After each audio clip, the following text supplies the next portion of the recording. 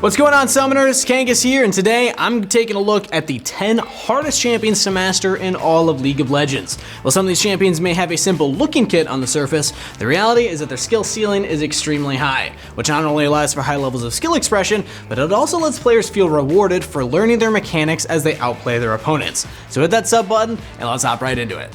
Starting our list off strong, we got one of the most snowbally champions in the entire game, Katarina. Kat's always earned quite the bad rep. Similar to Yi, many players assume that their skill level lies in, well, rolling your face on your keyboard. And while they can be extremely fed and instantly bursty carries, champions like Katarina not only take an immense amount of mechanical prowess, but they also require fast-paced decision-making. Watching a good Katarina shows you how quickly they're able to plan out fights in their head so that they can properly use their resets without letting the enemy get away. I mean, let's be honest, we've also all seen the Katarinas that instantly run in and die. It's all about waiting for the perfect moment so you can dive in and wipe the enemy team. Plus, she may have some basic combos, but knowing when and how to use them to their maximum ability is much harder than people give them credit. If you've mastered Katarina, you take Teleport and Ignite. But if you're not feeling comfortable yet with Katarina, you can take Flash and Ignite instead so that you can get out of sticky situations. For runes, you want to run Electrocute, Sudden Impact, Eyeball Collection, Ravenous Hunter, Triumph, and Coup de Grace. If you'd like, you can take Dark Harvest instead here if the enemy is extremely squishy so they can better snowball your lead. To start the game, you can either take a refillable potion with a Dark Seal or a potion with the Doran's Blade. The Dark Seal start allows you to have much better scaling, but it means that you're kinda weak early on, versus the Doran's Blade, which gives you a bit more early sustain and kill potential. And if you're really feeling spicy, you can just grab a longsword. As for the rest of your items, you'll build Hextech Rocket Belt, Sork Shoes, Nashor's Tooth, Zonias, Mejai's, and then your choice of Void Staff for additional magic pen or Rabadons for extra AP. Now, while we're on the topic of easy to criticize champions, believe it or not, some people heavily attack Azir for being simple to play. Yeah, while he may have what some call a basic kit just because he technically only basic attacks, there's actually a ton of layers to Azir, and the amount of things that he can do is actually pretty crazy. Whether it's the ability to do the Shurima Shuffle Insect, Kite, or even the fact that he can hyper carry, Azir is a champion that allows you to learn a ton when looking at his kit. Even better, he's one of the few champions in the game that offers a ton of versatile builds and rune pages depending on the matchups, which only further adds to his complexity. If you're looking for a nice challenge and love learning new strong champions, Azir may be the hyper carry that you've been searching for. For his runes, you'll want to take Conqueror, Presence of Mind, Legend Alacrity, Coup de Grace, Mana Flow Band, and Transcendence. Your summoner spells will consist of Flash and Teleport, but if you're scared of assassins, you can take Barrier instead. Be sure to start the game with either 2 potions and a Doran's Ring or a Corrupting Potion. Corrupting Potion allows you to have more sustain as well as take more aggressive trades with your opponent, but going Doran's Ring never hurts. As for the rest of the items, you'll be building Leandri's, Sork Shoes, Nashor's Tooth, Zonia's, Morellonomicon, and then your choice of Rabadons or Void Staff. But it is important to note that Azir has an incredibly low win rate in solo queue in particular. He's incredible once you master him, but it takes a long time to actually get good at this guy. So if you want to help speed up that learning process, you can always check out ProGuides.com and sign up with one of our challenger coaches. Learning a new champion with a challenger coach is way easier than putting the time in yourself. Yeah, you can watch all the YouTube videos, and we even have tutorials and things like that on this channel, but trust me, having somebody walk you through it is going to speed up the process so much. So if you haven't checked it out yet, we actually have a discount code of RankUp2021 to give you 20% off of your subscription. So check it out if you haven't yet. Up next, we got the Blind Monk who somehow found his way onto our list, Lee Sin. This fist-fighting jungler has a lot of potential, not only for the fast clears and easy ganks, but also some crazy high-level mechanics that can single-handedly win you games. Whether it's the infamous insect play, kicking the tank into the AD carry, or some crazy LPL Lee Sin combos, he can offer you a ton of versatility with his runes and build path alongside some fun gameplay that can take quite a long time to master. Sure, you may think that his combos are fairly easy and straightforward, but try doing them in the heat of the moment with a split-second window. If you're a jungle main, you should definitely take the time to learn this champ. While he may be difficult to master, if you can get the hang of him, you can further improve your champ pool with his power.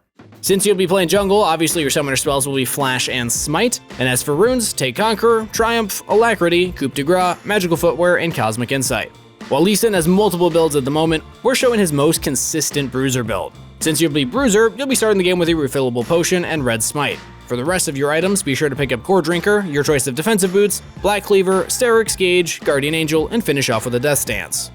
On the hunt for being one of the hardest junglers, we've also got Nidalee. For starters, her clear can be devastating if you do not practice it correctly. Not only will it slow down your clear time, but you'll also be extremely low near the end of it. Alongside an incredibly tedious PvE session, you'll also want to invade and track the enemy jungler so that you can actually use your powerful early game to punish them and steal your camps. Oh, and on top of that, a good chunk of her damage is a pretty long-range skill shot, so good luck actually invading and getting that damage down.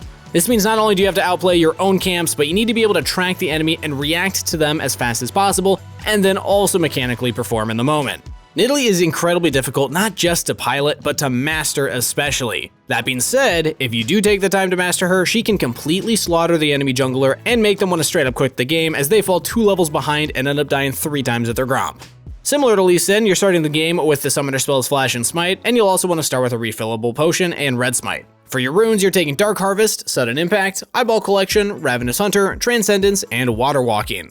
To help you further gain an early lead with these runes, your build will be Night Harvester, Sork Shoes, Zonias, Lichbane, Rabadons, and then finish it off with either Morellonomicon to deal with healing or Banshees for some additional resistances. Up next, we've got the innovator of the 0-10 Power Spike. Do I even need to name him? Yasuo is extremely well known for 2 things: his ability to completely outplay the enemy through masterful maneuvers and incredible quick thinking, and then there's the innate ability born into every Yasuo main to go 0-10 before they can start that carry. The difference between these 2 spectrums is that one of the players takes time to master the champion by watching videos kinda like the ones that we post, and the other one just likes playing him probably on occasion. While Yasuo isn't incredibly difficult to play, he offers a ton of skill expression alongside a fast-paced kit that allows him to outplay his opponents in the blink of an eye. Since you'll be looking to kill your laner, you'll want to take Flash and Ignite as your summoner spells. As for runes, Yasuo excels at kiting around during extended fights, so you'll be going Conqueror, Triumph, Alacrity, Coup de Grace, Taste of Blood, and Ravenous Hunter. For starting items, you'll be taking a potion with a Doran's Blade, and if you're in a super poke heavy lane, feel free to take Doran's Shield instead. For the rest of your items, you'll be going Shield Bow, Berserker's Greaves, Infinity Edge, Bloodthirster, Guardian Angel, and then finish off with your choice of Death's Dance for additional armor and survivability, or Mortal Reminder to deal with healing champions like Soraka or Vladimir. Now before we continue on with the rest of our high skill ceiling champions, let's quickly cover a question of the day. What's the first champion that you decided to master? For me, I picked Nautilus because all my friends were playing with me and nobody wanted to play support, so I figured let's just grab one of the hook champions, and he's super fun, so try him out if you haven't. But I want to know yours, so leave your answer in the comments down below. Now let's get back to the video.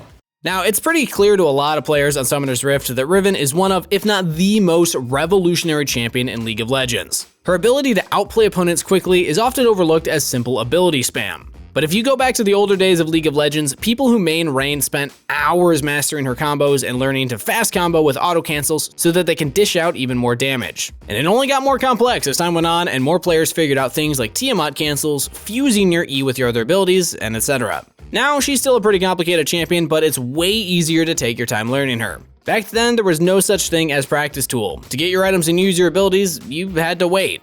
Now you can have 0 cooldowns and buy your items instantly, so you're able to spend the time learning Riven and all of her complex combos and wall hops. If you're looking for a champion to dump absolute hours into, Riven will not only be fun to play, but she'll also reward you with some additional LP. For Riven's runes, since she's going to be fighting quite a bit, we'll be taking Conqueror, Triumph, Alacrity, Last Stand, Nimbus Cloak, and Transcendence. As for her items, you'll be starting the game with 3 potions and a longsword. Then build Gore Drinker, Lucidity Boots, Cleaver, Sterix, Death's Dance, and your choice of Guardian Angel for survivability, or Gangplank Chainsword for anti-heal. Oh yeah, and for your summoner spells, feel free to take Flash and Teleport, but if you think that you can kill your laner early, you can take Ignite for some extra kill pressure. And of course, on the topic of complex champions, as all of these are, we've got the queen of outplay potential, Irelia. While yes, pre-worked Irelia offered some of her own great outplay potential and fast-paced gameplay, once Riot released her reworked kit, she instantly got picked up by lots of old Irelia and Akali players. As they honed their skills, their understanding of what she could potentially do became realized as seen through countless challenger players and YouTube highlight reels. Her ability to dance around the enemy as she kites them not only allows her to heal up, but it also lets her deal damage over time until she finally cuts them down. If you're looking for the definition of a skillful duelist, look no further than Irelia. For summoner spells on Irelia, you'll be taking Flash and Teleport, and as for runes, similar to Riven, you'll want Conqueror, Triumph, Alacrity, and Last Stand. However, your secondary tree will be Biscuit Delivery and Time Warp Tonic. And since you're taking Time Warp Tonic, be sure to start the game with a Corrupting Potion. You could instead opt for a Doran's Blade start instead and just take Magical Footwear for some free boots though. For your actual build, you'll want to rush Blade of the Ruin King, your choice of defensive boots, Shield Bow, Rage Blade, Death's Dance, and then of course choice of Guardian Angel, Gangplank Chainsword, or Wit's End depending on what you and your team need. Next up, we've got Gangplank. This Bilgewater pirate first made his presence known in the top lane a few months after his rework. While he was originally known for his obnoxious heal and great poke with his Q, with the addition of his barrel mechanic and evolving ultimate, he slowly grew into a hyper carry that couldn't be underestimated. As more and more people learned what Gangplank could truly do, more and more combos emerged, eventually leading to legendary 1-part and 2-part barrels that could easily annihilate the enemy team if they weren't careful. Even now, Gangplank's ability to hypercarry is terrifying, and with a good player in hand, you won't lose lane and will end up killing your opposing team before they even know what hit them. So if you're looking for a strong scaling champion that offers utility and raw damage, Gangplank should be more than enough to satisfy your needs. For everyone's favorite pirate, you'll be taking Grasp, Demolish, Second Wind, Overgrowth, Biscuit Delivery, and Time Warp Tonic. For summoner spells, you want Flash and Teleport more often than not, but if you're really feeling extra confident in your early game, you can also take Ignite. As for your build, start the game with a Corrupting Potion so that you can punish the enemy with your Grasp and Q, and then look to build Triforce, Lucidity Boots, Collector, Sterix, Infinity Edge, and finish off with the Lord Dominix for extra armor pen, Mortal Reminder for heal cut, or Guardian Angel if you need some extra defense. And before we get on with the rest of the list, I want to remind you to join an amazing community of people just like you that love our content and talking about lists like this. So check out our Discord using the link found in the description down below. We offer lots of cool stuff for free, as well as some great high elo players in our question and answer session. Also, you can hang out with us channel hosts. We're kind of fun too. Anyway, back to the list. Making a name for himself as Mr. 200 Years, next up we got Aphelios. While he may not be in his powerful one-shot state, Aphelios is still quite the force to be reckoned with. His ability to be extremely versatile with his kit allows him to help the team in whatever way necessary. He's looking to pick off an enemy, he can ult with Gravitum. Is he peeling for an objective? Well, he can combo Chakram with Calibrum. Does he need more AoE damage? Well, he can just use Infernum. All of these weapon combinations not only allow you to be extremely versatile, but they also require quite a bit of planning and understanding. If you mess up your weapon rotations before a massive objective, you can be the sole reason why your team lost. Being able to balance your weapons, their combos, and their ammo can be really tiresome and can often lead to frustration when you could instead just be playing Jinx. While his kit may be extremely odd and kind of difficult to read sometimes, Aphelios is nearly unmatched when considering the amount that you have to learn in order to properly pick up a champion. But just imagine how powerful he can be once he's been mastered. For summoner spells, you're taking Flash and Heal. As with most AD carries, you can't take Exhaust instead when you're versing multiple assassins or dive champions like Tristana or Samira. As for runes, be sure to take Conqueror, Presence of Mind, Bloodline, Cut Down, Taste of Blood, and Ravenous Hunter.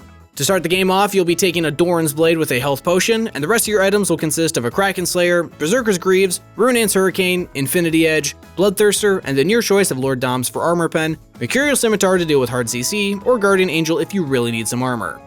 And last but certainly not least, we couldn't finish off the list without at least one support pick. So, we present you Thresh. This Chain Warden was the epitome of support skill expression when Mad Life showed off the amount of plays that could be made with him. Whether it's landing every single hook or just simply outplaying the enemy through predictions, flash plays, or even the extremely overpowered Lantern, Thresh just offers everything anyone could possibly need.